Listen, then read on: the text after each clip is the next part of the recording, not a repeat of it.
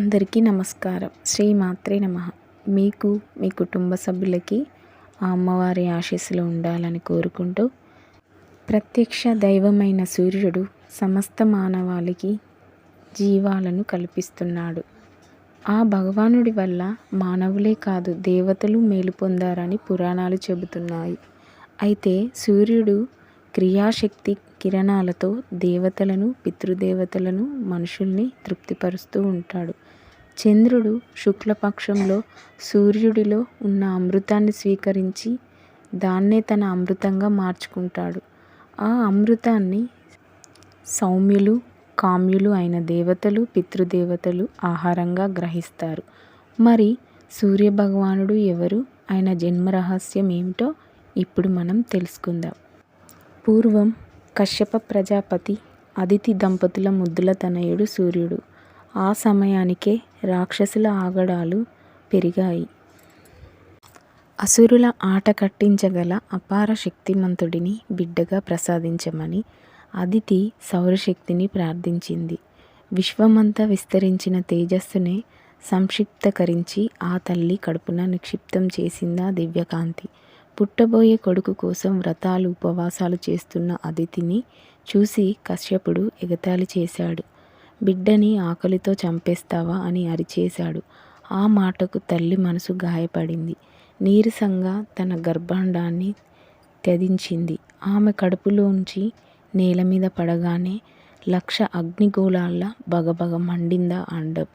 ఆ వేడికి సృష్టి అతలాకుతలమైంది. అదితి కశ్యపుల ప్రార్థన తర్వాత ఆ అండం పగిలి అందులో ఉంచి అందమైన పసివాడు బయటికొచ్చాడు. ఆ బాలుడే మన సూర్యుడు. ఆనాడు మఘశుద్ధ సప్తమి, రథసప్తమి. ఆ ముహూర్తానికే 7 గుర్రాల రథాన్ని అధిరోహించి వెలుగుల దేవుడిగా బాధ్యతలు స్వీకరించాడు. తల్లి కోరిక మేరకు దేవతల శత్రువులైన రాక్షసులను ఓడించినందువల్ల ఆదిత్యుడని పిలువబడినాడు. సూర్యుడు ఎరుపు వర్ణం కలవాడు. ఆయన రథం నందు ఒకే చక్రం ఉంటుంది. దీన్నే సంవత్సరం అని అంటారు. ఈ రథం నందు 12 మాసములు, 6 ఋతువులు, 4 మాసముల చొప్పున 3 నాభులు ఉంటాయి. ఇదియే కాలచక్రం అని కూడా అంటారు. కాబట్టి సూర్యభగవానుడు 12 మాసంలో 12 పేర్లతో ఆరాధించబడతాడు. విశ్వకర్మ తన నైపుణ్యాన్నంతా గుదిగుచ్చి అగ్ని గోళం లాంటి సూర్యబింబాన్ని అరగదీసి తాప తీవ్రతను తగ్గించాడు. ఆ అరుగుదలలో పుట్టిన రేణువుల నుంచి విష్ణువుకి చక్రాన్ని, శివుడికి శూలాన్ని తయారు చేసి ఇచ్చాడని పురాణాలు చెబుతున్నాయి. సూర్యుడి వయసు 460 కోట్ల సంవత్సరాలు. దాదాపుగా సృష్టి వయసు కూడా అదే. సూర్యుడు వేల వేల నక్షత్రం మధ్యలో ఓ మహానక్షత్రం. సూర్యభగవానుడి రూపాలను 12గా, వారినే ద్వాదశాదిత్యులుగా ఆయా మాసాల్లో ఆయా రూపాలతో పూజిస్తుంటారు. వాటిలో భాగంగానే కశ్యప ప్రజాపతి కుమారుడని సూర్యుడని, వారిలో ఇక్ష్వాకుడు రాజైన కారణంగా ఇక్ష్వాకు వంశంలో రాజులందరినీ సూర్యవంశ రాజులని అంటారు. ఇక సూర్యుడిని పెళ్లి చేసుకుంది ఎవరో తెలుసుకుందాం. త్వష్ట ప్రజాపతి కుమార్తె సగ్నాదేవి. ఈమెకే ఉష అని కూడా పేరు. ఈమె సూర్యభగవానుడి భార్య. సూర్యుడి చురుకుదనాన్ని చూసి ఇష్టపడి పెళ్లి చేసుకుంది ఉషాదేవి. కానీ పెళ్లి అయి కొంతకాలం గడిచాక భర్త నుండి వెలువడే వెలుగు, వేడిని భరించలేకపోయింది. ఆయన తీక్షణత తగ్గించమని 1-2 సార్లు అడిగి చూసింది. అది తన సహజ లక్షణమని, తన తీక్షణతను తగ్గించుకోవడం కుదరదని చెప్పాడు సూర్యుడు.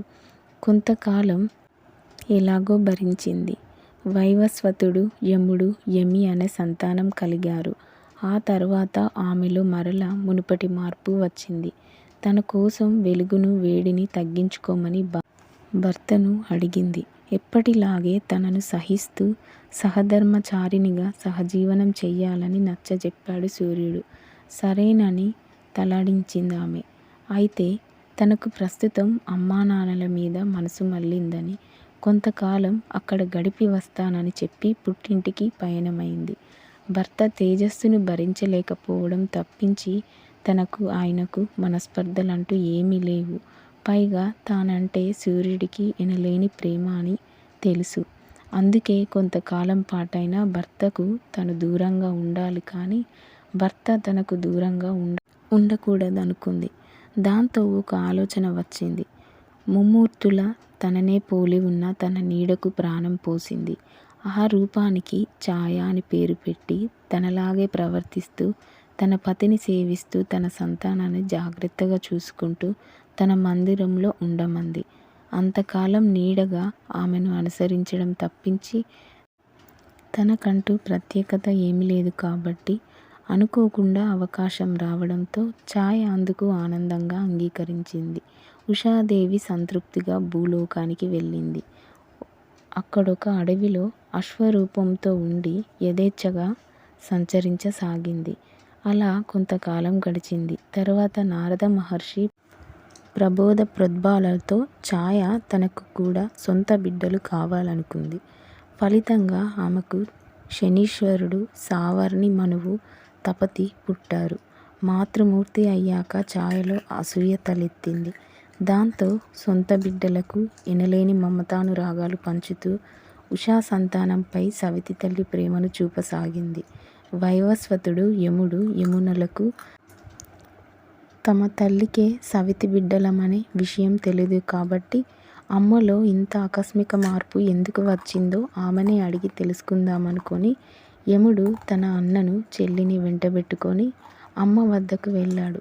మునుపటిలా తమను ప్రేమగా చూడటం లేదేమని అడిగాడు. ఛాయ కోపంతో ఈసడించుకొని యముణ్ణి తీవ్రంగా మందలించింది. యముడు తల్లితో తీవ్ర వాగ్వాదానికి దిగడంతో ఆగ్రహించిన ఛాయ యముణ్ణి భయంకరంగా శపించింది. చిన్న విషయానికే పెద్ద శాపానికి గురైనందుకు అమితంగా బాధపడిన యముడు వెక్కుతూ తండ్రితో విషయమంతా విన్నవించాడు. కన్న తల్లి ఏమిటి, కన్న బిడ్డలను శపించడమేమిటి అని అనుమానంతో సూర్యుడు ఛాయను గట్టిగా నిలదీయడంతో తాను ఉషాదేవి కాదని, ఆమె ప్రతిరూపమైన ఛాయనని, ఉషాదేవి ఆజ్ఞలాంటి అభ్యర్థన వల్లే తను ఆమె స్థానంలో ఇక్కడ ఉండిపోయానన్న విషయాన్ని వివరించింది ఛాయ. కానీ సూర్యభగవానుడికి ఇద్దరి మీద కోపం రాలేదు. తన కాంతిని భరించలేకనే కదా ఉష తనను విడిచి వెళ్ళిపోయింది. వెళ్తూ వెళ్తూ కూడా తనకు ఏ లోటు లేకుండా ఉండేందుకు తన ఛాయకు ప్రాణం పోసి వెళ్ళింది అనుకున్నాడు. ఉష పైన అమితమైన ప్రేమానురాగాలు జనించాయి. ఆమెను వెతుక్కుంటూ వెళ్ళాడు. అరణ్యంలో అందమైన ఆడగుర్రం కనిపించేసరికి కుతూహలంగా చూశాడు. ఆ హాయమే తన భార్య అని గుర్తించాడు. తను కూడా మగగుర్రం రూపం ధరించాడు. భర్తను గుర్తించిన ఉష ఆనందంగా ఆయనను చేరుకుంది.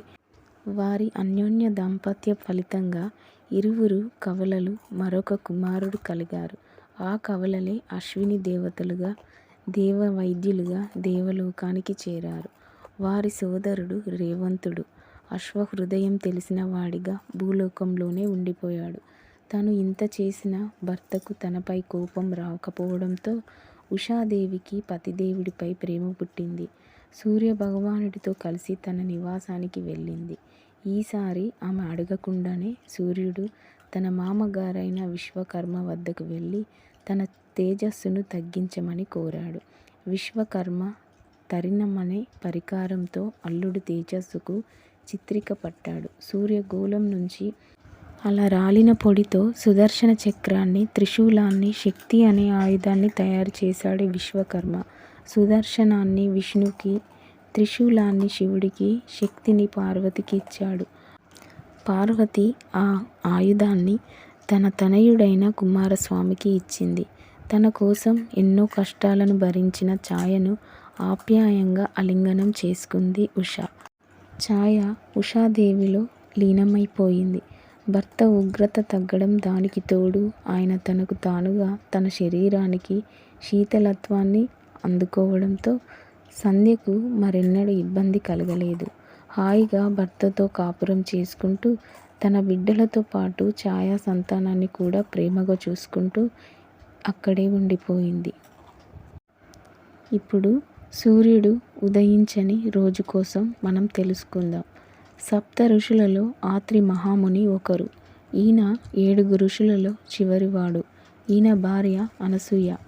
ఆత్రి మహర్షికి ఉగ్రశ్రవుడు అనే కొడుకు ఉండేవాడు. ఉగ్రశ్రవుడు భార్య పేరు శీలావతి. ఆమె కూడా గొప్ప ఇల్లాలు. భార్యగా తన ధర్మాన్ని ఎంతో చక్కగా నిర్వర్తించేది. ఒకసారి ఉగ్రశ్రవుడికి జబ్బు చేసింది. అది ఎంతకు తగ్గలేదు. ఉగ్రశ్రవుడు భార్య శీలవతిని పిలిచి, నన్ను వేశ్య దగ్గరకు తీసుకువెళ్ళు అని అడుగుతాడు. శీలవతి మారు మాట్లాడకుండా భర్తను తీసుకొని బయలుదేరుతుంది. అలా వాళ్ళు వెళ్తుండగా దారి మధ్యలో మాండవ్యుడు అనే ఒక ఋషి ఆత్రి మహాముని కొడుకు కోడలు ఆశ్రమం దగ్గర ప్రయాణం చేస్తున్నారని, వాళ్ళు ప్రయాణం చేస్తున్న విషయం ఏమిటా అని తెలుసుకుంటాడు. వేశ్య దగ్గరకు వెళ్తున్నారనే విషయం తెలియగానే మాండవ్యుడు కోపంతో రేపు సూర్యుడు ఉదయించేలోపు ఉగ్రశ్రవుడు మరణిస్తాడని శాపం పెడతాడు.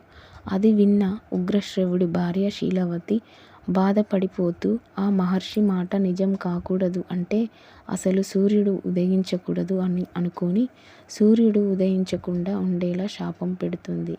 ఆమె అలా చేయగానే ప్రపంచమంతా చీకట్లోనే ఉండిపోతుంది. ఎంతటికీ వెలుగు అనేది లేకపోయేసరికి అందరూ గందరగోళం అయిపోతారు.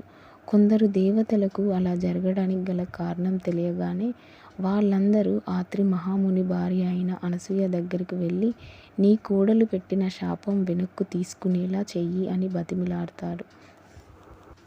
అనసూయ నచ్చజెప్పడంతో శీలావతి తన శాపం వెనక్కి తీసుకుంటుంది. అలా సూర్యుడు ఉదయించకుండా ప్రపంచం గందరగోళంకు గురైన తర్వాత మళ్ళీ సూర్యుడు ఉదయించి ప్రపంచానికి వెలుగుని ఇస్తాడు. ఇది మరి సూర్యుడు ఉదయించని కథ. ఈ కథ విన్న ప్రతి ఒక్కరికి ఆ సూర్యుడి ఆశీస్సులు కలగాలని కోరుకుంటూ, వీడియో నచ్చితే లైక్ చేయండి, షేర్ చేయండి, కింద కామెంట్ బాక్స్లో కామెంట్ చేసి చెప్పండి. మరొక కొత్త వీడియోతో మీ ముందుంటాను. Thank you for watching.